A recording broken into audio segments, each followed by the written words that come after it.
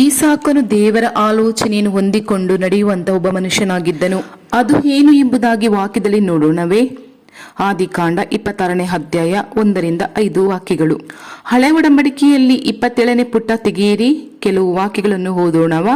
ಚಿಕ್ಕ ಮಕ್ಕಳು ಕೂಡ ಬೈಬಲ್ ಅನ್ನು ತೆಗೆಯಿರಿ. ಆ ಒಂದು ಪೇಜನ್ನು ತೆಗೆಯಿರಿ ಪ್ರೀತಿಯ ದೇವರ ಮಕ್ಕಳೇ ಹಾಗೂ ಚಿಕ್ಕ ಮಕ್ಕಳೇ. ಅಬ್ರಹಾಮನ ಕಾಲದಲ್ಲಿ 1ನೇ ವಾಕ್ಯದಿಂದ, ಅಬ್ರಹಾಮನ ಕಾಲದಲ್ಲಿ ಬಂದ ಮೊದಲನೆಯ ಬರವಲ್ಲದೆ ಇನ್ನೂ ಒಂದು ಬರವು ಕಾನಾನ್ ದೇಶಕ್ಕೆ ಬಂತು. ಆಗ ಈಸಾಕನು ಫಿಲಿಸ್ತ್ಯರ ಅರಸನಾದ ಅಬಿಮೆಲೆಕನ ಬಳಿಗೆ ಗೆರಾರಿಗೆ ಹೋದನು. 2ನೇ ವಾಕ್ಯದಲ್ಲಿ, ಅಲ್ಲಿ ಯೆಹೋವನು ಅವನಿಗೆ ದರ್ಶನ ಕೊಟ್ಟು, ನೀನು ಐಗುಪ್ತ ದೇಶಕ್ಕೆ ಇಳಿದು ಹೋಗಬೇಡ, ನಾನು ಹೇಳುವ ದೇಶದಲ್ಲಿ ನೀನು ವಾಸ ಮಾಡಬೇಕು. ನೀನು ಈ ದೇಶದಲ್ಲಿ ಪ್ರವಾಸಿಯಾಗಿರು.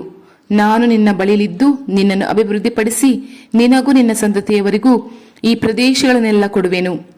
ನಿನ್ನ ತಂದೆಯಾದ ಅಬ್ರಾಮನು ನನ್ನ ಮಾತನ್ನು ಕೇಳಿ ನಾನು ಹೇಳಿದಂತೆ ಮಾಡಿ ನನ್ನ ಆಜ್ಞಾ ನೇಮ ವಿಧಿಗಳನ್ನು ಕೈಗೊಂಡು ನಡೆದುದರಿಂದ ನಾನು ಅವನಿಗೆ ಮಾಡಿದ ಪ್ರಮಾಣವನ್ನು ನೆರವೇರಿಸಿ ನಿನ್ನ ಸಂತತಿಯವರನ್ನು ಆಕಾಶದಲ್ಲಿರುವ ನಕ್ಷತ್ರಗಳನ್ನಷ್ಟಾಗಿ ಮಾಡಿ ಅವರಿಗೆ ಈ ಪ್ರದೇಶಗಳನ್ನೆಲ್ಲ ಕೊಡುವೆನು. ಭೂಮಿಯ ಎಲ್ಲ ಜನಾಂಗಗಳಿಗೂ ನಿನ್ನ ಸಂತತಿಯ ಮೂಲಕ ಆಶೀರ್ವಾದ ಉಂಟಾಗುವುದು ಅಂದನು. ಈ ವಾಕ್ಯದಲ್ಲಿ ನೋಡಿರಿ, ಘೋರವಾದ ಬರಗಾಲ ಬರುತ್ತಿದೆ. ಒಂದು ಇಕ್ಕಟ್ಟಾದಂತಹ ಪರಿಸ್ಥಿತಿ, ಆ ದೇಶದಲ್ಲಿ ಜೀವಿಸಲು ಆಗದಂತಹ ಪರಿಸ್ಥಿತಿ. ಆಗ ಏನು ಮಾಡುವುದು ಎಂಬುದಾಗಿ ಹೇಳಿ ಪಕ್ಕದ ದೇಶದ ಫಿಲಿಸ್ತ್ಯರ ಅರಸನಾದ ಅಬಿಮೆಲೆಕನು ಆಳ್ವಿಕೆ ಮಾಡುವಂತ ಗೆರಾರ್ ಊರಿಗೆ ಹೋದನು. ಈಗ ಅವನ ಮನಸ್ಸಿನ ಒಳಗಡೆ ಒಂದು ಭಾವನೆ ಉಂಟಾಗಿ ಇರಬಹುದು. ಐಗುಪ್ತ ದೇಶಕ್ಕೆ ಹೋಗೋಣ, ಐಗುಪ್ತ ದೇಶ ಬಹಳ ಸಮೃದ್ಧಿಯಾಗಿದೆ ಎಂಬುದಾಗಿ ತಿಳಿದು ಅಲ್ಲಿಗೆ ಹೋದನು. ಆದರೆ ಆಗ ಅದೇ ಕ್ಷಣ ದೇವರು ದರ್ಶನ ಕೊಟ್ಟು, ನೀನು ಐಗುಪ್ತ ದೇಶಕ್ಕೆ ಹೋಗಬೇಡ, ನಾನು ನಿನಗೆ ಹೇಳುವ ದೇಶದಲ್ಲಿಯೇ ವಾಸ ಮಾಡಬೇಕು, ಈ ದೇಶದಲ್ಲಿಯೇ ವಾಸ ಮಾಡು, ನಾನು ನಿನ್ನ ಜೊತೆಯಲ್ಲಿಯೇ ಇರುತ್ತೇನೆ, ನಿನ್ನನ್ನು ಆಶೀರ್ವದಿಸುತ್ತೇನೆ ಆಗಂತ ದೇವರು ಈಸಾಕನಿಗೆ ಹೇಳುತ್ತಾರೆ. ಏಕೆಂದರೆ ಇದಕ್ಕೆ ಮುಂಚೆ ಘೋರ ಬರವು ಐಗುಪ್ತ ದೇಶಕ್ಕೆ ಹೋದ ಅಲ್ಲಿ ನಡೆದ ಸಂಭವಗಳೆಲ್ಲ ಬೈಬಲ್ನಲ್ಲಿ ಬರೆಯಲ್ಪಟ್ಟಿದೆ.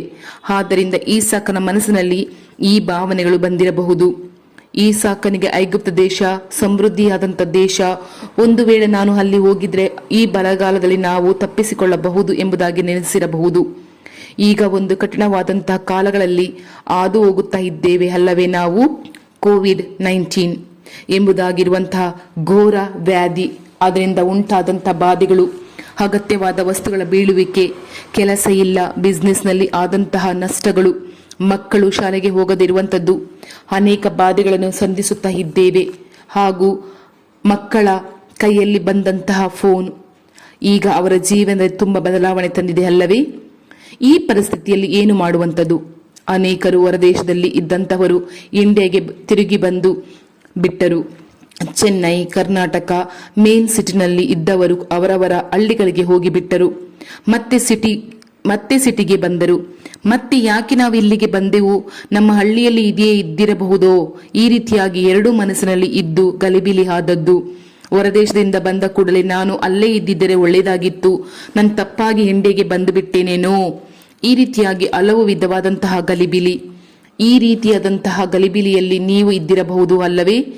ಈ ಕೆಲಸಕ್ಕೆ ಹೋಗೋಣವೇ, ಈ ಬಿಸ್ನೆಸ್ ಮಾಡೋಣವೇ, ಈ ಕಾರ್ಯವನ್ನು ನಡೆಸೋಣವೇ, ಈ ಪರಿಸ್ಥಿತಿಯಲ್ಲಿ ಏನು ಮಾಡುವುದು, ಎಲ್ಲಿಗೆ ಹೋದರೆ ನಾವು ಈ ಸಮಸ್ಯೆಯಿಂದ ತಪ್ಪಿಸಿಕೊಳ್ಳಲಿಕ್ಕೆ ಸಾಧ್ಯ, ಏನು ಮಾಡಿದರೆ ಈ ಕಾಲವನ್ನು ದಾಟಿ ಹೋಗಲಿಕ್ಕೆ ಸಾಧ್ಯ.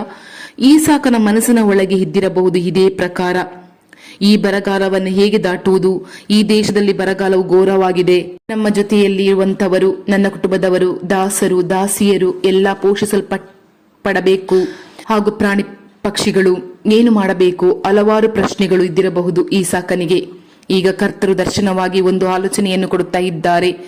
ಐಗುಪ್ತ ದೇಶಕ್ಕೆ ಹೋಗಬೇಡ, ಈ ದೇಶದಲ್ಲಿಯೇ ತಂಗಿರು, ನಾನು ನಿನ್ನ ಜೊತೆಯಲ್ಲಿಯೇ ಇದ್ದು ನಿನ್ನನ್ನು ಆಶೀರ್ವದಿಸುವೆನು ಎಂಬುದಾಗಿ ಮಾತು ಕೊಡುತ್ತಾರೆ. ಈಸಾಕನು ಅದಕ್ಕೆ ವಿಧೇಯನಾದನು, ದೇವರ ಮಾತಿಗೆ ಸಮ್ಮತಿ ಕೊಟ್ಟನು. ದೇವರ ಆಲೋಚನೆಗೆ ವಿಧೇಯನಾಗುವಂತಹ ಒಬ್ಬ ಮನುಷ್ಯನಾಗಿ ಇರುವ ಈಸಾಕನು.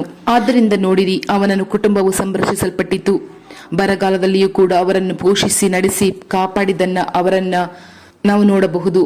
ಮುಂದುವರೆದು ಈ ಅಧ್ಯಾಯವನ್ನು ಪೂರ್ತಿ ಓದಿದರೆ, ಅಂದರೆ 26ನೇ ಅಧ್ಯಾಯವನ್ನು ಪೂರ್ತಿ ಓದಿದರೆ ನಿಮಗೆ ತಿಳಿದು ಬರಲು ಸಾಧ್ಯ. ಈಸಾಕನ ಜೀವಿತದಲ್ಲಿ ಏನೆಲ್ಲ ನಡೆಯಿತು ಎಂಬುದಾಗಿ. ನೀವು ದೇವರ ಆಲೋಚನೆಗೆ ವಿಧೇಯರಾಗಿ ನಡೆದುಕೊಳ್ಳುವುದಾದರೆ, ಪ್ರೀತಿಯ ದೇವರ ಮಕ್ಕಳೇ, ನೀವು ದೇವರ ಆಲೋಚನೆಗೆ ವಿಧೇಯರಾಗಿ ನಡೆದುಕೊಳ್ಳುವುದಾದರೆ ಅದು ಘೋರ ವ್ಯಾಧಿಯ ಕಾಲವಾಗಿರಬಹುದು, ಬರದ ಕಾಲವಾಗಿರಬಹುದು, ಪ್ರವಾಹದ ಕಾಲವಾಗಿರಬಹುದು. ಎಂತಹ ಪರಿಸ್ಥಿತಿಯಲ್ಲೂ ದೇವರು ನಿಮ್ಮನ್ನು ಸಂರಕ್ಷಿಸಲು ತಪ್ಪುವುದಿಲ್ಲ. ನಿಮ್ಮ ಜೊತೆಯಲ್ಲಿಯೇ ಇದ್ದು ಆಶೀರ್ವದಿಸಲಿಕ್ಕೆ ದೇವರು ತಪ್ಪುವುದಿಲ್ಲ. ಈ ಕಾಲದಲ್ಲಿ ಒಂದು ಭಾಗದಲ್ಲಿ ಕೆಲಸ ಕಳೆದುಕೊಂಡಂತಹ ಜನರು ಇನ್ನೊಂದು ಭಾಗದಲ್ಲಿ ಅನೇಕರು ಬಂದು ಹೇಳುತ್ತಾರೆ, ದೇವರು ನನಗೆ ಕೆಲಸ ಸಿಗುವಂತೆ ಮಾಡಿದರು, ಮೊದಲಿನಕ್ಕಿಂತ ಹೆಚ್ಚಾಗಿ ಸಂಬಳದಲ್ಲಿ ಕೆಲಸ ಸಿಗುವಂತೆ ಮಾಡಿದರು ಎಂಬುದಾಗಿ ಯಾರು ದೇವರನ್ನು ನಂಬಿದ್ದಾರೋ ಅವರು ಹೇಳುತ್ತಾರೆ. ಆದರೆ ಕೆಲವರು ಯಾರೆಲ್ಲ ಸತ್ಯವಾದ ದೇವರನ್ನು ನಂಬದೆ ಇದ್ದಾರೋ ಅವರು ಕೆಲಸವನ್ನು ಕಳೆದುಕೊಂಡು ಪರಿತಪಿಸುತ್ತಿದ್ದರು. ಎಷ್ಟೋ ಜನ ಸಾಕ್ಷಿ ಹೇಳುತ್ತಾರೆ ಗೊತ್ತೇ. ಹಾಗಾದರೆ ಈ ಪರಿಸ್ಥಿತಿಗಳನ್ನು ದಾಟಿ ದೇವರು ಆಶೀರ್ವದಿಸಲಿಕ್ಕೆ ಸಾಧ್ಯ. ಆದ್ದರಿಂದ ನೀವು ಭಯಪಡಬೇಡಿರಿ. ದೇವರ ಆಲೋಚನೆಗೆ ಮಾತ್ರ ಕಿವಿಗೊಡಲಿಕ್ಕೆ ತಪ್ಪಿ ಹೋಗಬಾರದು. ಆದ್ದರಿಂದ ಎಚ್ಚರಿಕೆ, ಪ್ರೀತಿಯ ದೇವರ ಮಕ್ಕಳೇ, ಎಚ್ಚರಿಕೆಯಿಂದ ಇರಿ.